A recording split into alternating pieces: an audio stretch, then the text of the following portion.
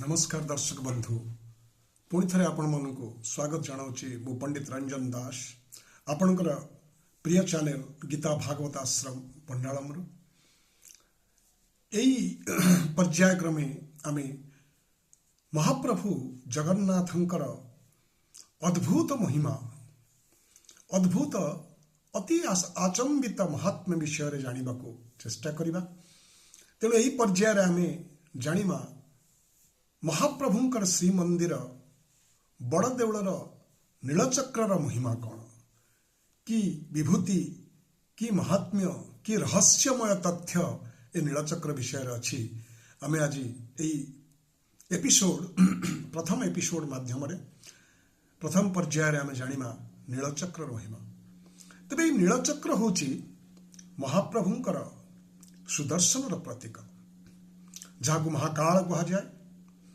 जो सुदर्शन अंश विशेष होती सूर्य चक्र आदित्य चक्र ए नीलचक्र होची प्रभुंकर सुदर्शन प्रतीक।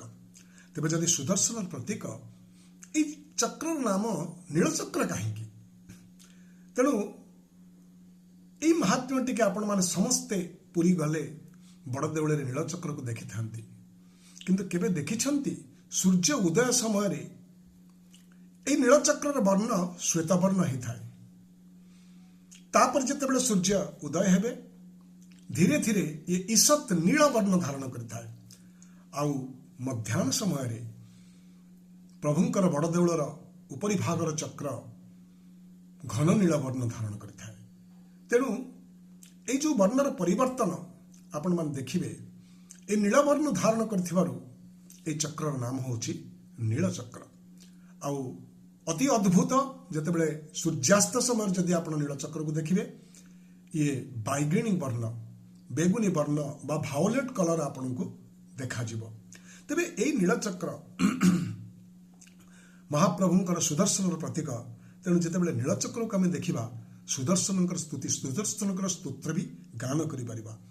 जेमती नमः सुदर्शनायैव सहस्रादित्य वर्चसं ज्वालामाल प्रदीप्ताय सहस्राराय चक्षुषे। एई द्वितीय महात्म्य आपण माने जानिमे ए नीलचक्र प्रभुंकर नीलचक्र उपरे आज पर्यंत कौनसी पक्षी उड़ी पारि नाहंती, कौनसी व्योमयान उड़ी पारिनी बा कौनसी हेलिकॉप्टर उड़ी पारिनी। ये होची द्वितीय महात्म्य। वैज्ञानिक माने बहु प्रकार कारण खोजी खोजी असली कारण पाई पारि नाहंती।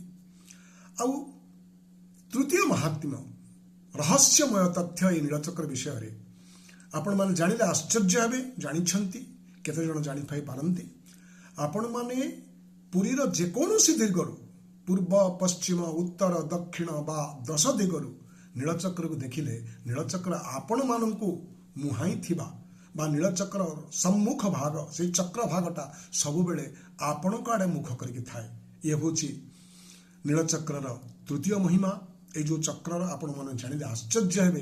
ये चक्र उच्चता होची 12 फुट और ओजन होची आपातत 2026 किलो 2 क्विंटाल रु अधिका 7.5 फुट यार व्यास। और जदि आपण खूब धीर स्थिर भाव में चाहिए नीलचक्र दुईटी चक्र रे गठित गोटे बाह्य चक्र जोटा हूँ सृष्टि चक्र बोलिके कहा जाए ता मध्य आउ गोटे चक्र ए सृष्टि चक्र मध्य सृष्टि पालन विनाश ये जो चक्र बोलुची से हूँ से चक्र प्रतीक। जो चक्र रे आपण 8टी नवगुंजर देखिए पतित पावन को मुहाई की थांती।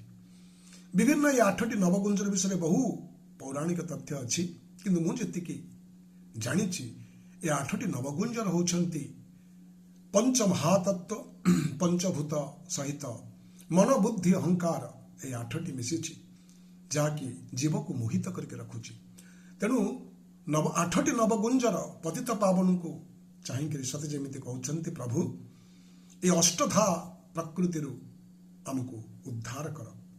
तापरे जदि आप दूर पौराणिक उपाख्यान कहा जाए चक्रम दृष्ट्वा दूरेर दूरात् प्रासादोपरि संस्थितम सहसा मुच्यते पापात् नरे भक्त्या प्रणम्यतम। भक्त्या तम चक्रम प्रणम्य से नीलचक्र को प्रणाम करी ସବୁ ପ୍ରକାର ସମସ୍ତ ପ୍ରକାର ପାପ ତାପରୁ ମନୁଷ୍ୟ ଉଦ୍ଧାର ପାଇଥାଏ।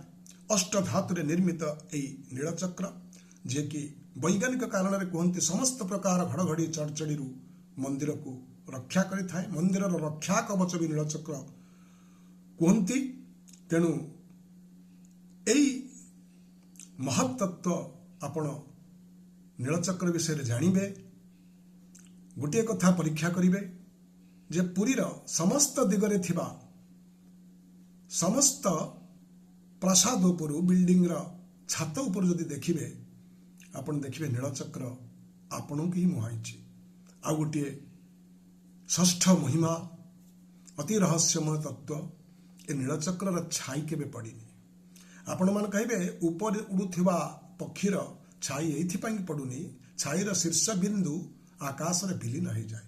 କିନ୍ତୁ ନୀଳଚକ୍ରରେ ଯେଉଁମାନେ ପତିତ ପାବନ ବାନ୍ଧିବାକୁ ଯାଆନ୍ତି ସେମାନଙ୍କ ଉପରେ ବି ନୀଳଚକ୍ରର ଛାଇ କେବେ ପଡ଼ିନି। ତେଣୁ ଏଇ ଯେଉଁ ମହାନ ତତ୍ତ୍ୱ, ଶେଷକୁ ସପ୍ତମ ରହସ୍ୟମୟ ତତ୍ତ୍ୱ ମୁଁ ଆପଣମାନଙ୍କୁ ଉପସ୍ଥାପନ କରିବାକୁ ଚାହୁଁଛି। ଏହି ନୀଳଚକ୍ରରୁ ଗୋଟିଏ ସବୁଜ ରଶ୍ମି ରେଖା ସବୁବେଳେ ବାହାରିଥାଏ, ଯିଏକି ହଜାର ହଜାର କିଲୋମିଟର ପର୍ଯ୍ୟନ୍ତ ବିସ୍ତୃତ। ଏପରିକି ଆମେରିକାର ବୈଜ୍ଞାନିକ ମାନେ ବି ଏହି ସବୁଜ ରେଖାର ସ୍ଥିତି ବା ସତ୍ତା ଅନୁଭବ କରିଛନ୍ତି। ଆଉ ବିଜ୍ଞାନ ସାହାଯ୍ୟରେ ଗବେଷଣା କରି ଜାଣିଛନ୍ତି ଯେ ଏହି ସବୁଜ ରଶ୍ମି ରେଖା, ଯିଏକି ହଜାର ହଜାର କିଲୋମିଟର ଦୂରକୁ ଦୃଶ୍ୟ ଗୋଚର ହୁଏ, ଏହା ପୁରୀ ସ୍ଥିତ ମହାପ୍ରଭୁ ଜଗନ୍ନାଥଙ୍କର ବଡ଼ ଦେଉଳର ନୀଳଚକ୍ରରୁ ବାହାରୁଛି। ତେଣୁ ଏଇଭଳି 7ଟି ରହସ୍ୟମୟ ତତ୍ତ୍ୱ ଆପଣଙ୍କ ଆଗରେ ଉପସ୍ଥାପନ କରିଛି। ଯଦି ଏହି ପର୍ଯ୍ୟାୟଟି ଆପଣଙ୍କୁ ଭଲ ଲାଗୁଥାଏ, ଆମର ଚ୍ୟାନେଲକୁ ସବସ୍କ୍ରାଇବ୍ କରିବେ, ଲାଇକ୍ କରିବେ, ଫରୱାର୍ଡ଼ କରିବେ, କମେଣ୍ଟ କରିବେ, ଖୁସି ହେବି।